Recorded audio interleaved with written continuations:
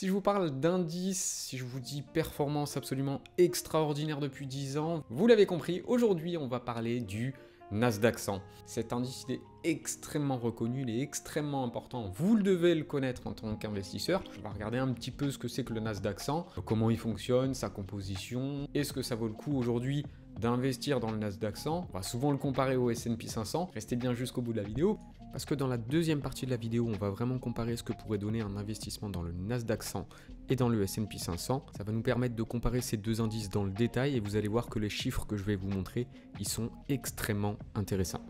Alors avant de vous parler du Nasdaq 100, il faut que je vous précise qu'il y a une différence entre le Nasdaq Composite et le Nasdaq 100. Le Nasdaq, c'est la deuxième bourse action américaine. C'est une des bourses les plus importantes qui est composée aujourd'hui de plus de 5000 entreprises. On va y retrouver tous les secteurs, on va y retrouver une pondération importante, notamment dans le secteur de la technologie.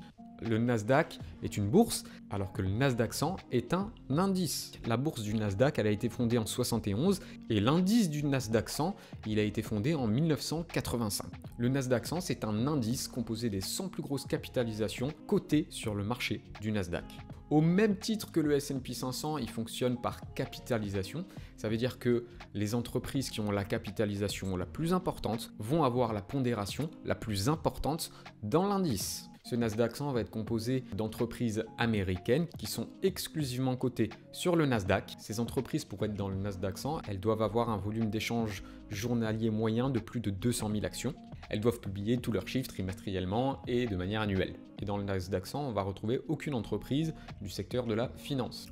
Au même titre que pour le S&P 500, le Nasdaq 100 va évoluer dans le temps. Il est censé représenter les 100 plus grandes capitalisations du Nasdaq. Normalement, il doit y avoir un rebalancement annuel qui va être fait pour remettre à jour finalement ces 100 plus grandes capitalisations boursières.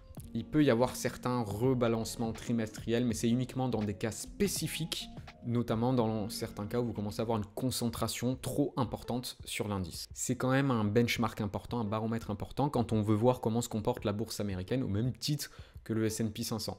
Donc on va avoir quand même un indice qui est plus concentré que le S&P 500. On passe d'une centaine d'entreprises à 5 fois plus dans le cas du S&P 500. Je vous propose qu'on aille regarder un petit peu la composition d'un ETF qui est proposé par Invesco QQQ, qui est un des ETF les plus importants pour répliquer la performance du Nasdaq 100. Ça va nous permettre de comprendre de quoi est composé en majorité cet indice, quelle est la répartition sectorielle, etc.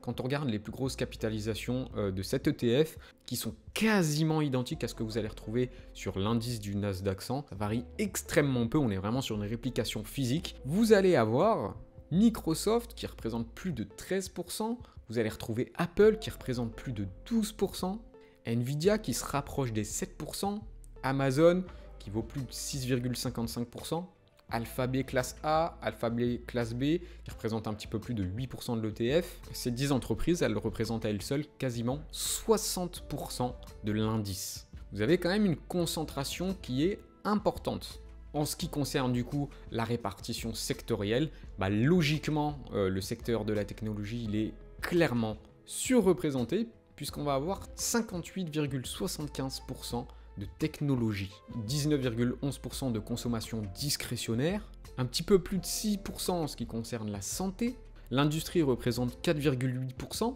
la consommation non essentielle 4%, et ensuite clairement on s'écroule puisque le reste des secteurs représente moins de 1% à chaque fois. Là, on retrouve une différence essentielle avec le S&P 500. Effectivement, la technologie, ça reste le premier secteur au niveau du S&P 500, mais vous avez quand même d'autres secteurs qui sont relativement importants puisqu'ils représentent à chaque fois plus de 10% de l'indice. Notamment, on peut parler de financial, du secteur de la consommation discrétionnaire. On peut parler de la santé, qui sont des secteurs qui pèsent à chaque fois plus de 10% de l'indice. Et vous avez quand même une représentation un peu plus importante des autres secteurs, tels que l'immobilier, tels que l'industrie, etc. On est quand même au niveau du Nasdaq 100 beaucoup plus concentré et encore plus en ce qui concerne la technologie. Le S&P 500 va être aujourd'hui quand même effectivement orienté technologie, mais va être un petit peu plus diversifié sectoriellement parlant. Cette diversification et à la fois cette concentration du Nasdaq, c'est sa force et aussi sa faiblesse. Quand vous avez un secteur qui représente 60% d'un indice, ça veut dire quoi? Ça veut dire que si demain ce secteur se casse la gueule, cet indice se casse la gueule. Maintenant, quand vous avez des périodes comme les 10 dernières années qu'on a rencontrées, et vous allez voir dans la suite de la vidéo, qui ont été juste extraordinaires, et ben vous avez un indice qui surperforme. Maintenant, à l'avenir, et c'est la question qu'il faut se poser, c'est est-ce que vous pensez que ce secteur de la technologie, il va surperformer? Est-ce qu'il vaut mieux être un petit peu plus prudent et se dire que potentiellement, il y a d'autres secteurs qui performeront bien dans les années à venir? Je vous donnerai mon avis là-dessus en fin de vidéo, mais c'est une question qui se pose quand on voit déjà la composition, la répartition, la diversification et la concentration du Nasdaq 100 et du S&P 500. Maintenant, effectivement, sur ces 10 dernières années, cet indice, il a été phénoménal. Si vous aviez investi il y a 10 ans 10 000 euros, aujourd'hui, vous auriez un petit peu plus de 51 000 euros.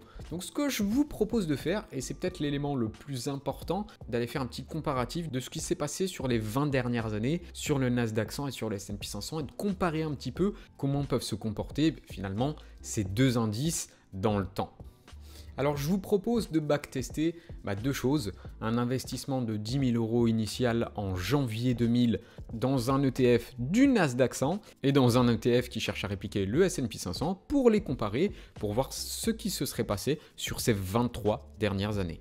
Le résultat, si vous aviez investi en janvier 2000, vous auriez 43 000 euros dans le cas du S&P 500 et vous auriez 41 000 euros dans le cas du Nasdaq 100. Alors, ce qui est quand même une performance plutôt appréciable. Vous auriez eu dans les deux cas une performance au-dessus de 6%, 6,49% pour le S&P 500 et 6,25% pour le Nasdaq 100.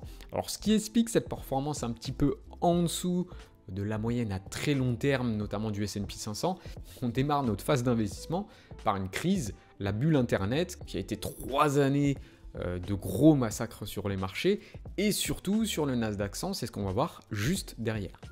Il aura fallu 14 ans au Nasdaq 100 pour récupérer les pertes qui ont été effectuées durant cette crise. Alors il aura fallu uniquement 6 ans au S&P 500 pour repasser au-dessus des 10 000 euros. Bien évidemment, en 2008, on se reprend un gros coup de matraque et c'est qu'à partir de 2011 où finalement, on va commencer à prendre notre envol pour se diriger doucement vers ces 40 000 euros.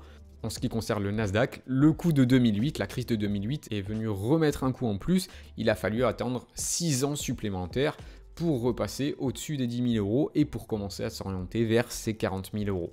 Ça n'a pas été un long fleuve tranquille et des périodes compliquées. Alors vraiment là, clairement, c'est le pire scénario que vous pouvez rencontrer. On se retrouve ici avec un investissement initial de 10 000 euros et de suite, on se tape 3 années qui sont absolument catastrophique. Vous le voyez effectivement sur le graphique, en 2000, en 2001 et en 2002, le Nasdaq 100 a subi des pertes de plus de 30% à chaque fois. Ça fait une perte cumulée de plus de 85%. En ce qui concerne la volatilité, vous vous rendez vite compte d'une chose. Généralement, quand le S&P 500 fait une bonne année, le Nasdaq fait mieux. Et quand le S&P 500 fait une mauvaise année, le Nasdaq fait pire. Le Nasdaq 100 va être plus volatile que le S&P 500. On a une déviation standard du S&P 500 de 15,23% et de 23,56% pour le Nasdaq 100. Pour être un petit peu plus fair play et être un petit peu plus juste, si on avait investi non pas en 2000 mais en 2003 et qu'on n'avait pas eu ces moins 85% en début de phase d'investissement,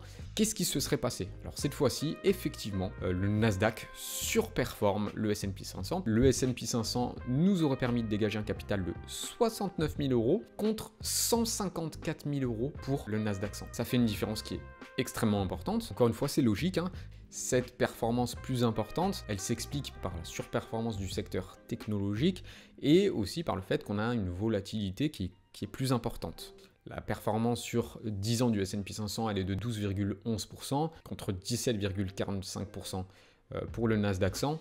Tous ces chiffres-là, ils vous permettent de comprendre une chose. On a vraiment une pondération importante, une concentration importante dans le secteur technologique sur le Nasdaq 100 aujourd'hui. Sur ces 10 dernières années, ça a été extrêmement bénéfique. Mais comme vous pouvez le voir, le Nasdaq 100 est quand même un indice extrêmement volatile. Il a déjà connu des baisses qui peuvent représenter une performance cumulée de plus de 80% de baisse. Potentiellement dans le passé, c'est déjà arrivé. Peut-être que ça arrivera un jour dans le futur. Il faut être capable de prendre en compte ça. Si vous investissez dans le Nasdaq 100 aujourd'hui, c'est que vous considérez que le secteur technologique va continuer de performer dans le temps et que vous serez capable de tenir des moins-values latentes qui peuvent être extrêmement importantes et qui sont généralement plus importantes que ce que vous allez retrouver sur le S&P 500. Alors oui, effectivement, sur les 10 dernières années, le Nasdaq a mis une grosse claque au S&P 500, mais rien ne garantit que ce sera la même chose sur les 10, 20, 30, 40 prochaines années. Mon avis aujourd'hui, c'est que c'est peut-être pas la meilleure idée de prendre le Nasdaq 100 pour en faire l'essentiel de votre portefeuille.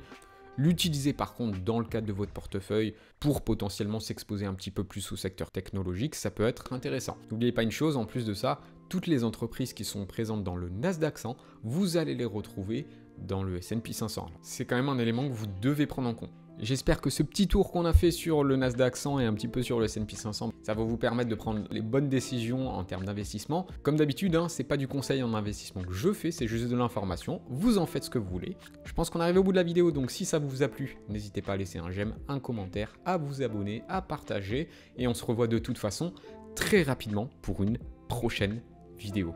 Allez, je vous dis à très bientôt.